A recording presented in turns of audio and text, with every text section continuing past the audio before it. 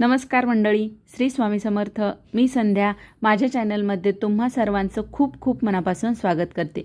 बघा, दरवर्षी अश्विन शुक्ल प्रतिपदा म्हणजे घटस्थापना ते अश्विन शुक्ल दशमी म्हणजे विजयादशमी, ज्याला आपण दसरा म्हणतो, या कालावधीमध्ये प्रत्येक हिंदू धर्मीय व्यक्ती आपल्या घरी आपल्या कुलदेवीचा कुळाचार म्हणून 9 दिवस नवरात्र आपण साजरे करत असतो. यालाच आपण शारदीय नवरात्र असं म्हणतो. तर या कालावधीमध्ये देवीच्या नावाने मातीचा घट बसवतो आपण.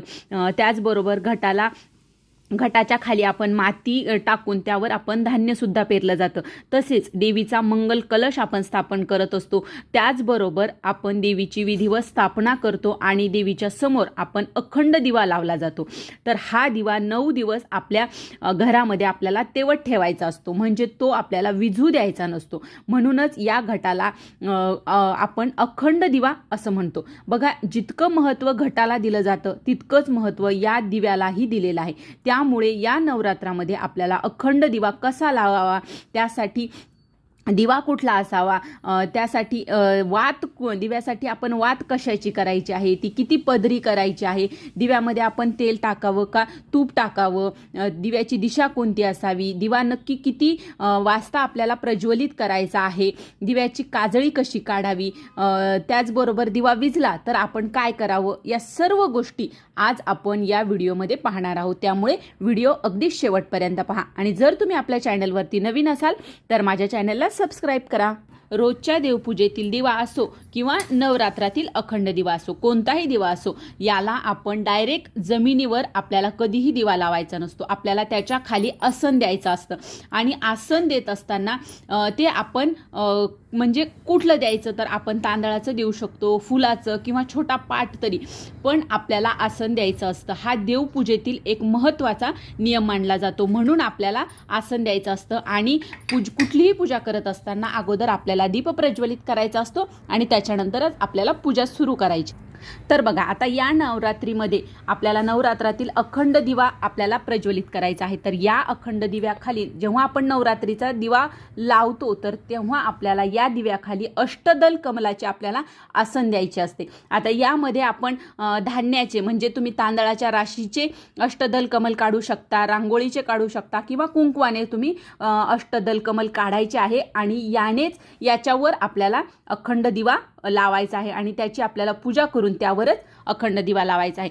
आता दिवा कुठला असावा, तर बघा, दिवा तुम्ही कुठलाही घेऊ शकता, कुठल्याही धातूचा तुम्ही दिवा वापरू शकता.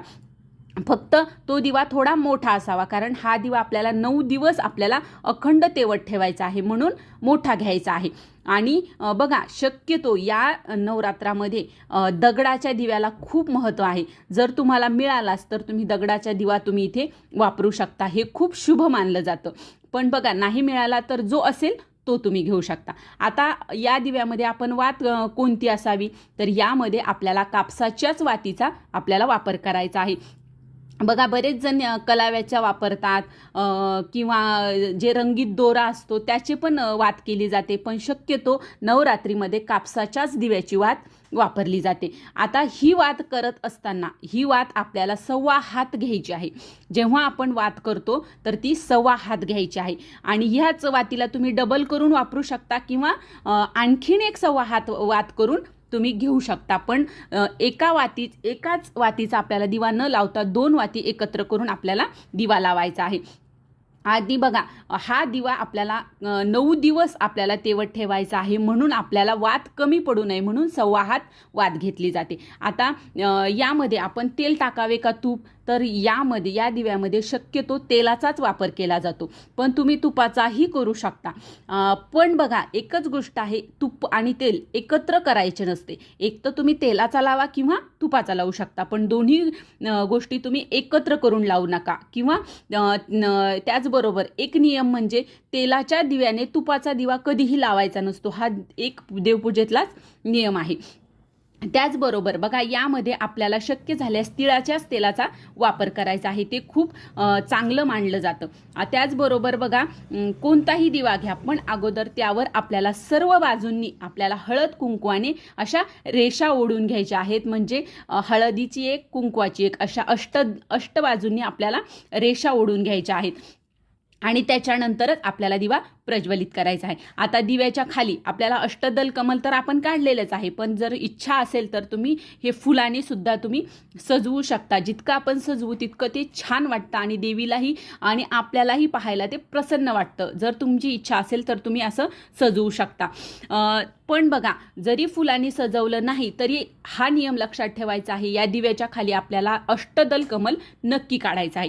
आता हा दिवा आपल्याला प्रज्वलित कधी करायचा, तर बघा, ज्या वेळेस आपण घटस्थापना करू, म्हणजे 15 तारखेला आपल्याला घटस्थापना करायची आहे, तर त्याचा शुभ मुहूर्त आहे 11:44 ते 12:30। याच काळामध्ये आपण घटस्थापना केली की लगेच आपल्याला अखंड दिवा सुद्धा आपल्याला प्रज्वलित करायचा आहे। आता या दिव्याची वात आपल्याला कुठे करायची, तर या दिव्याची वात तुम्ही ज्या ठिकाणी आपण घट मांडलेला आहे त्या दिव्याकडेच आपल्याला ज्योत करायची आहे। आणि बघा, जर तुम्ही असा अखंड म्हणजे नंदादीप जर लावत असाल तर त्याची वात तर वरच राहते। त्यामुळे फक्त एक गोष्ट लक्षात ठेवायची, दक्षिण दिशेकडे वात न करता तुम्ही कुठल्याही दिशेला करू शकता। आता त्याच्यानंतर बघा, जर दिव्यामध्ये जर काजळी आली तर ही काजळी तुम्ही हे जे अशा प्रकारे नाचकण भेटतं, तुमच्याकडे याला काय म्हणतात मला माहीत नाही, पण आमच्याकडे नाचकण म्हणतात। तर याचा असा जो चिमटा असतो याने तुम्ही काजळी काढून अलगद काजळी काढून घेऊ शकता किंवा सुईने सुद्धा तुम्ही काजळी काढून घेऊ शकता। आणि बघा, या दिव्यामध्ये जर फूल तयार झालं किंवा वेगवेगळी आकृती तयार होतात तर अशा वेळेस असं म्हटलं जातं की तुमची पूजा ही देवापर्यंत पोहोचलेली आहे आणि हे याचा एक संकेत असतो, असं शास्त्रात सुद्धा सांगितलेलं आहे की जर दिव्यामध्ये फूल तयार झालं तर तुमची पूजा, तुमची सेवा, उपासना ही देवापर्यंत पोहोचलेली आहे।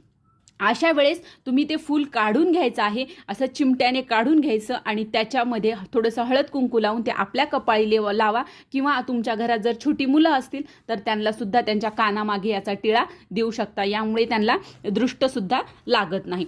त्याच्यानंतर बघा, आता जर कधी यदाकदाचित आपला दिवा विझलाच तर काय करायचं, तर बघा, दिवा विझला तर मनामध्ये काहीही शंका आणू नका की काही अशुभ घडेल का, असं काहीही मनामध्ये आणायचं नाही। कधी कधी बघा हवा लागते किंवा जास्त जर काजळी झाली तेव्हा सुद्धा दिवा विझला जातो, तर अशा वेळेस आपण फक्त काळजी घ्यायची की काजळी वेळेवर काढायची आणि त्या रूममध्ये ज्यामध्ये आपण दिवा लावलेला आहे तिथे हवा वगैरे शक्यतो येणार नाही याची काळजी घ्यायची।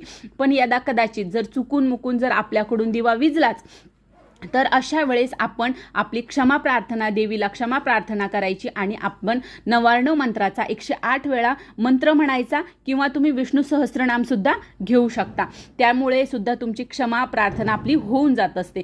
पण मनात कुठल्याही प्रकारची शंका किंवा अशुभ अशी काहीही आणायची नाही।